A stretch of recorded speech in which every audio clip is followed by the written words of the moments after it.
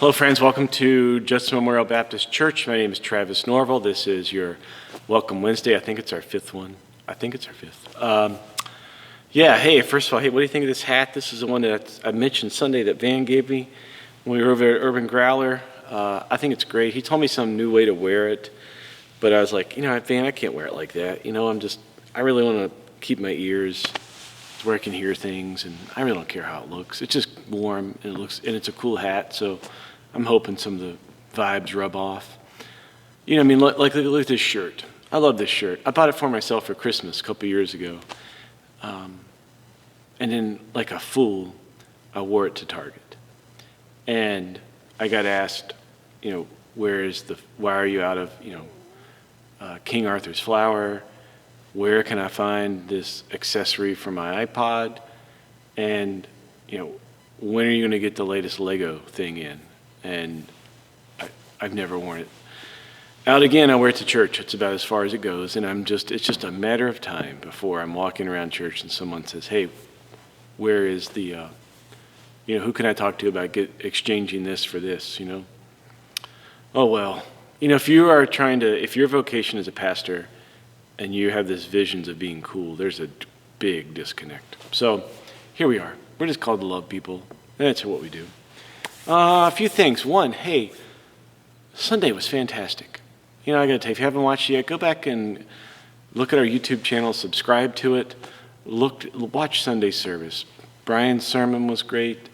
That tribute that Rich gave to Rob and the showing of the video was great. The choir was great. Wendell quoting that poem on the spot. It's going to be in the Sunday stuff this week. He gave it to Eileen. It'll be in the connections. Ethics Live's a great day overall. And what do you think about the time with children? I thought that was fun too. A little Lord of the Rings reference. How many of you got it? Some of you did, I know. But if you didn't watch it, please go back. It's well worth it, I'm sure. We took in $324 for AWAB. Want to make sure we know that. And I think this is worth knowing. The Judson financial year runs from June 1st to May 31st. We adopted what we call a deficit budget. I don't know if that's really the appropriate word. It was this idea that John Pentland gave to us: pay for what you want, not for what you have. So that's what we did. Let's expand our ministries, not contract. Let's reach more people instead of just remaining where we are. And the response has been amazing. Now, where are we going to be? Does that mean we're going to be, with a surplus? I don't think so. But I think it's going to be a pretty interesting number come May 31st to see where we ended up. We had $1,500 for loose offering. I think that was the number we had in our budget line item. Just cash that we give in. Because one thing it's kind of based on previous numbers, and it looked like that's where we'd be. But hey, we've been having a lot of guests, a lot of new people coming, and we met that goal by November. So think of that. We started June 1st. By November, we already met our loose offering goal. So we started an experiment. What if we started giving away our Sunday loose offering, giving it to missions? And the response has been amazing. And some of the places we've been able to support Shaw University, their choral program as a reparations payment. We bought new carriers for the Meals on Wheels that are people that deliver, so they able to keep the meals hot and cold. We've given to Starfish Ministries. We've given to AWAB. This Sunday we're giving away to Joyce Food Shelves. The number, that weekly number is been around the $300 mark every Sunday, and it's beautiful and wonderful, and I say thank you. This is a big deal, and it needs to be celebrated, and I want to say thanks. Some things that are coming up you need to know about, right? Flower order. If you haven't got your flower order in, it's due March 3rd. Tulips, mums, hydrangea, and the ever-popular pansy bowl. Please make sure that you get this into Eileen ASAP, March 3rd, because we know this is a late church. We always wait till the last minute.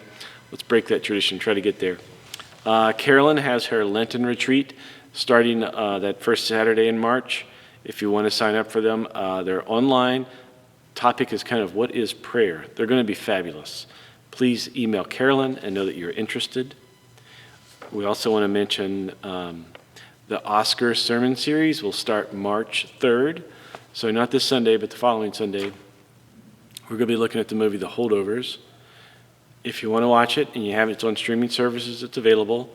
I would like for you, as you watch it or rewatch it or think about watching it, notice the place of the table throughout the movie and the different ways that a table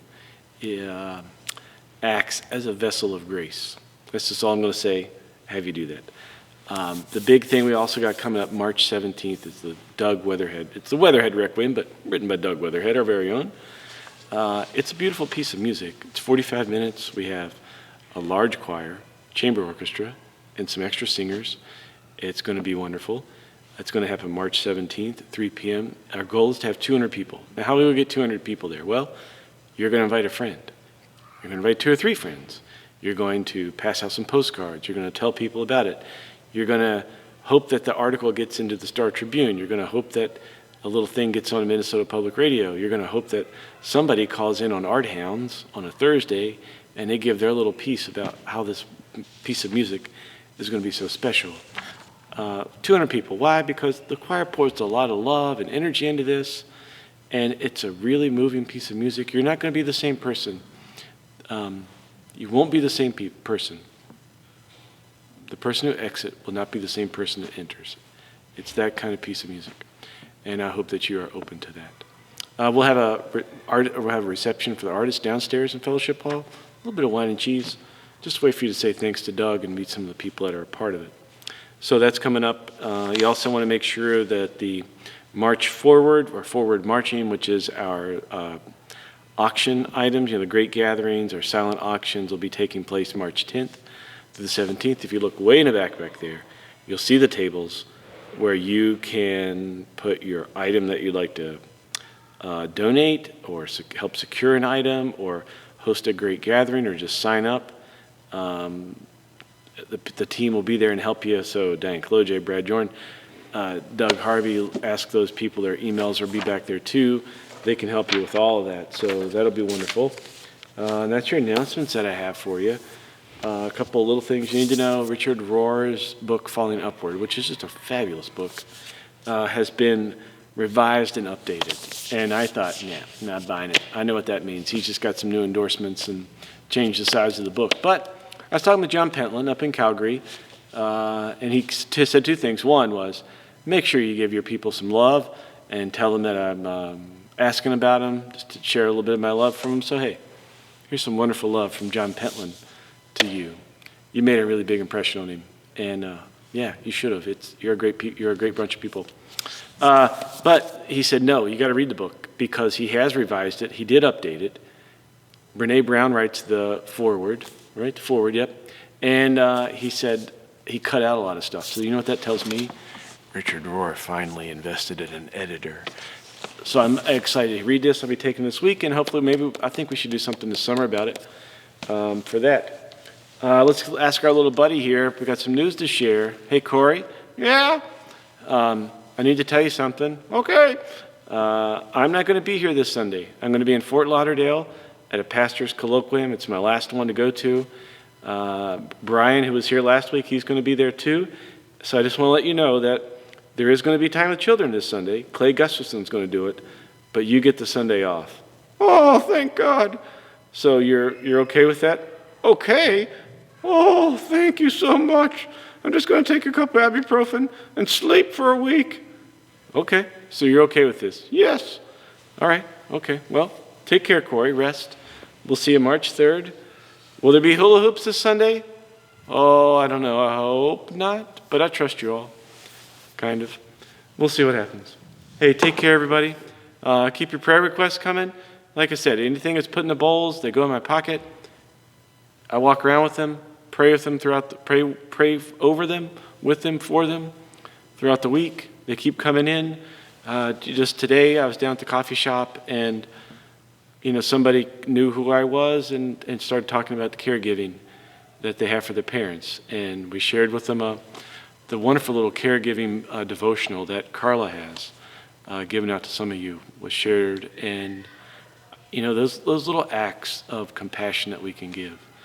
What's also, just remember this week, let's pray for the first responders in Burnsville, the terrible situation that happened and the deaths and the harm and the trauma that families are experiencing from that first responders in this community. So be in prayer for them.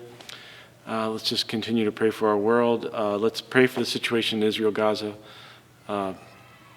There's so much pain, and we can all feel helpless and say, what does it matter? And you can get angry and just have all that anger circling inside your heart. All I can ask you for is just you have to have the faith that your prayers can change God, which can change the actions here on this earth. I know it sounds big. Noah comes off the ark, offers a prayer, and God's heart is changed. The woman who Jesus was going to ignore really sassed him, retorts him, says some things that really kind of shake him. And he realizes his own biases at that moment, and he changes the way that he was dealing with the Syrophoenician woman. All I'm saying is, prayer changes things.